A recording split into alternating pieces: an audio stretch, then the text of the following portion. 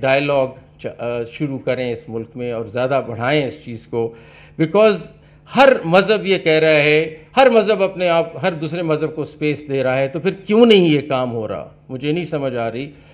جب ہم کرسچینٹی کو پڑھتے ہیں، جب ہم سکھزم کو پڑھتے ہیں، جب ہم اسلام کو پڑھتے ہیں، سب مذہب یہ کہہ رہے ہیں کہ باقی مذاہب کو جگہ دو، سپیس دو، ایکسیپٹ کرو۔ تو پھر کیا وجہ ہے کہ ہم ایکسیپٹ نہیں کر پا رہے اور ہمارے بھی اتنی ریزنٹمنٹ ہے، اتنی ایگریشن ہے اگینسٹ مائنورٹیز؟ کیا وجہ ہے؟ کیوں ہم اتنے ناراض ہیں، اتنے غصے میں ہیں، اتنے اینگری ہیں؟ پوپ فرانسس فار ایگزامپل کہتے ہیں، جو ان کے کرسچن پوپ ہیں، dialogue is born from an attitude of respect for the other person, from a conviction that the other person has something good to say۔ یہاں سے dialogue شروع ہوتا ہے، ڈائلاگ کرنا ضروری ہے، says پوپ فرانسس۔ میں ان کا کوٹ کرتا ہوں جی، میتھیو the نیو ٹیسٹمنٹ میں سے 7:12، so in everything do to others what you would have them do to you, for this sums up the law and the prophets۔ So known as the golden rule, this verse is foundational for ethical treatment and respect towards others regardless of their faith۔ یہ اب Bible سے میں کوٹ کر رہا ہوں۔ میں further کوٹ کرتا ہوں بائبل سے، Romans new testament 14:13 says، therefore let us stop passing judgment on one another, instead make up your mind not to put any stumbling block or obstacle in the way of brother or sister۔ This verse encourages Christians not to judge others, promoting a spirit of acceptance۔ یہ اب Christianity سے ہمیں message مل رہا ہے۔ اب اسلام کی بات کرتے ہیں، سورہ کافرون، for you is your religion and for me is my religion۔ اور اس سے زیادہ بات کیا کریں جی؟ آپ اپنا مذہب ہے، اس کا اپنا مذہب ہے، اس میں کیا مطلب انگریزی بھی نہیں ہے اتنی مشکل سمجھنے والی۔ for you is your religion, for me is my religion says قرآن۔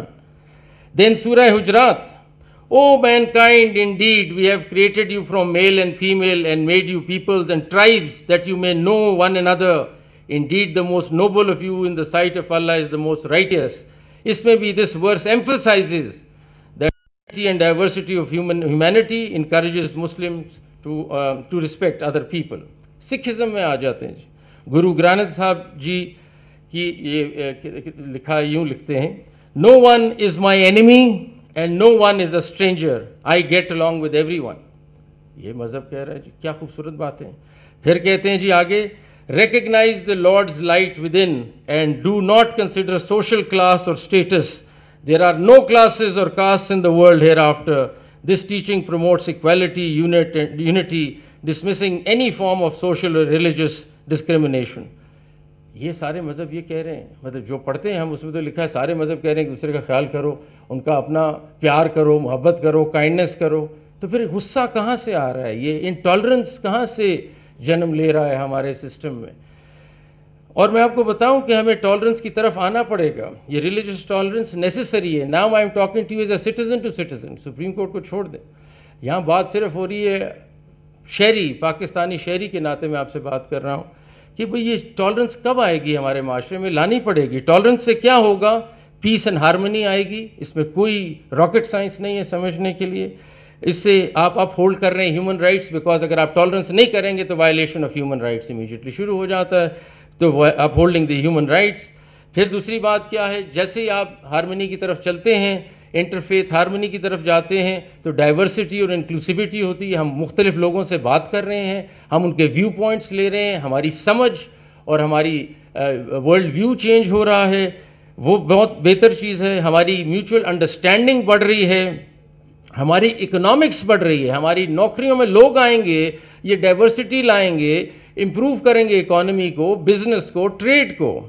یہ ساری چیزیں گروتھ اور لرننگ کی طرف لے جائیں گی، ڈیولپمنٹ کی طرف لے جائیں گی۔ تو اس لیے اس میں سوچنے کی دو آراء نہیں ہے اس میں کہ ہمیں ہارمنی لانی پڑے گی، پیار محبت سے باقی مائنورٹیز کے ساتھ چلنا پڑے گا اور ان کو اپنے ساتھ لا کے نیشنل ڈیولپمنٹ کی طرف چلنا ہے، نہ کہ ان کو کسی طرح ہم دور کریں اپنے سے۔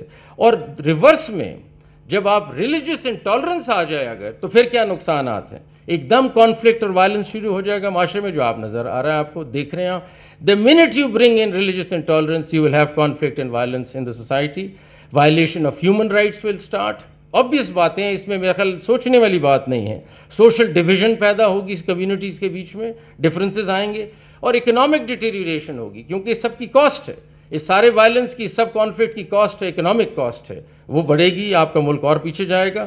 برین ڈرین ہوگی, لوگ یہاں سے چلے جائیں گے, وہ کہیں گے بہت زیادہ فساد ہے یہاں, بہت کانفلکٹ ہے, یہاں سے ہم جاتے ہیں کسی اور ملک چلے آتے ہیں. تو برین ڈرین آپ کی ہونے لگ جائے گی. آپ ڈیولپمنٹ اور انوویشن کو روک رہے ہیں, کیونکہ آپ لڑائی کر رہے ہیں ہر وقت, آپ تو لڑتے ہیں سارا دن, تو کیا انوویشن ہوگی اور کیا قسم کی ڈیولپمنٹ ہوگی. تو میرے خیال میں بہت ضروری سوچنا پڑے گا آپ کو کہ as citizens we have to change from today onwards. We need to bring in love and harmony towards our minorities. ہمارا جب مذہب یہ کہہ رہا ہے, ہمارا آئین یہ کہہ رہا ہے, تو پھر کہاں سے ہم سوچ لا رہے ہیں انٹالرنس کی, یہ سمجھ نہیں آ رہی. تو میں جیا جاگی جو آئی تھیں, انہوں نے کہا کہ جی وائسز انہرڈ ہیں, تو آپ کو تو میں کہہ دوں کہ آپ کی وائس تو سن لی آج, کم از کم your voice is heard and will take it up at the supreme court. اور کچھ ہو نہ ہو تو آپ کی آواز تو سن لی. اور میں فائنلی بس یہ کہنا چاہوں گا, اور میں چاہوں گا کہ یہاں گورنمنٹ کے لوگ نہیں ہیں, لیکن میں چاہوں گا کہ وہ سنیں, اور میں 4-5 پوائنٹس کہنا چاہوں گا, اور یہ میں انگریزی میں بولوں گا. میں چاہوں گا کہ وہ اس چیز کو فالو کریں. یہ سٹیپس ہمیں لینے لازماً ہیں اگر ہم ملک کو کسی اور لیول پہ لے جانا چاہتے ہیں. اگر پاکستان نے ایک ٹالرنٹ نیشن بننا ہے, پروگریسو نیشن بننا ہے اور آگے چلنا ہے, تو یہ کچھ پوائنٹس ہیں جو میں پڑھوں گا, اور 5 پوائنٹس ہیں. دیکھیے, firstly, the state must ensure the effective implementation of these constitutional provisions جو اوپر ہم نے دیکھی. It must take proactive measures to protect minorities from violence and discrimination, ensuring that perpetrators of such acts are brought to justice swiftly and decisively.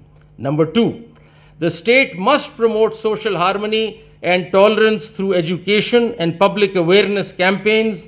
By fostering an environment of mutual respect and understanding, we can dismantle the barriers of prejudice and ignorance that often fuel discrimination. Number 3, the state must ensure the equitable representation of minorities in all spheres of public life, including government, law enforcement, and the judiciary. This representation is crucial for ensuring the minority perspectives are included in the decision-making processes that shape our society. 4, the state must protect the cultural and religious heritage of minority communities. This involves preserving places of worship, supporting cultural events, and recognizing the contributions of minorities to the nation's rich tapestry of history and culture. And lastly, the state must provide avenues for redress and support for minority communities facing injustice.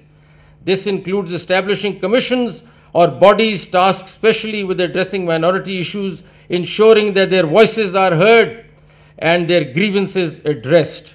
And this is what I think the state has to follow and do and take it further. And in the end, I will just quote Dalai Lama for that, and I think he's explained it all so beautifully. He says, and Dalai Lama says, "My religion is very simple. My religion is kindness."